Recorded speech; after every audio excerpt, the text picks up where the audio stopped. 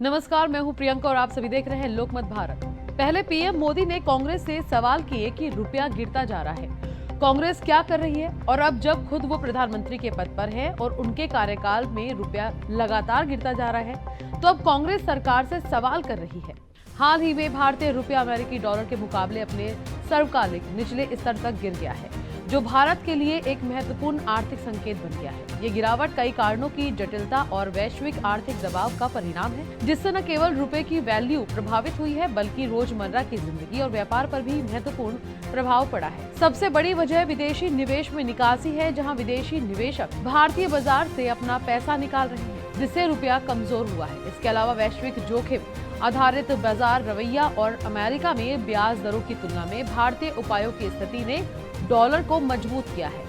इसी वजह से जोखिम से बचने वाले निवेशक डॉलर की ओर आकर्षित हो रहे हैं, जिससे रुपए पर दबाव बढ़ा है। सरकार की आर्थिक समीक्षा में भी उल्लेख है कि ये गिरावट घरेलू कारणों से कम और वैश्विक जियो राजनीतिक तनाव तथा पूंजी प्रवाह असंतुलन के कारण ज्यादा है। रुपए के गिरने का असर आम लोगों और अर्थव्यवस्था पर।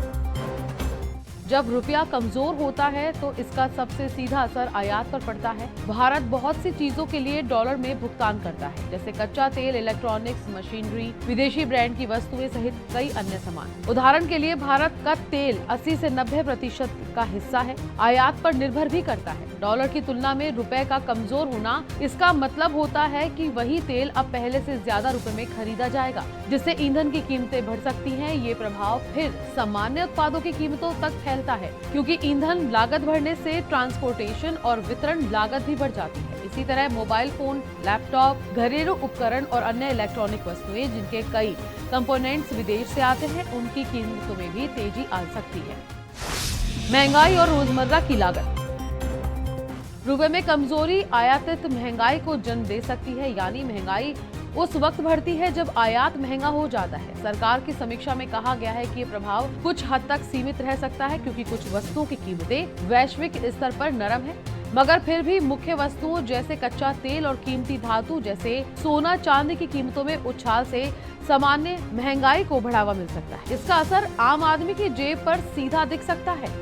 ईंधन, राशन, फल, सब्जियां, खाना पीना और ट्रांसपोर्टेशन की लागत बढ़ सकती है। एक दिलचस्प पहल ये है कि कमजोर रुपया निर्यातकों को कुछ राहत दे सकता है, क्योंकि जब इंडियन रुपया कमजोर होता है और विदेशी मुद्रा में आय आती है तो भारतीय उत्पाद दुनिया के बाजारों में सस्ते पड़ते हैं, जिससे निर्यातकों की प्रतिस्पर्धात्मक बढ़ सकती है। हालांकि यदि उन उद्योगों को अपने उत्पादन के लिए विदेशी कच्चा माल खरीदना पड़ता है तो उनके मार्जिन पर दबाव पड़ सकता है।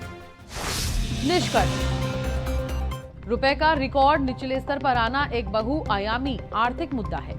इसका असर न केवल बाजार भावों और निवेश पर पड़ रहा है, बल्कि आम उपभोक्ता के खर्च, महंगाई और व्यापारिक लागतों पर भी स्पष्ट रूप से दिख रहा है। कमजोर रुपया विनिमय दर से विदेशी वस्तुएं महंगी होंगी, जिससे रोजमर्रा की जरूरतों की लागत बढ़ सकती है। इसी के साथ निर्यातकों के लिए कुछ लाभ भी दिखते हैं, लेकिन कुल मिलाकर ये स्थिति सामान्य घरेलू अर्थव्यवस्था पर चुनौतियों के संकेत देती है।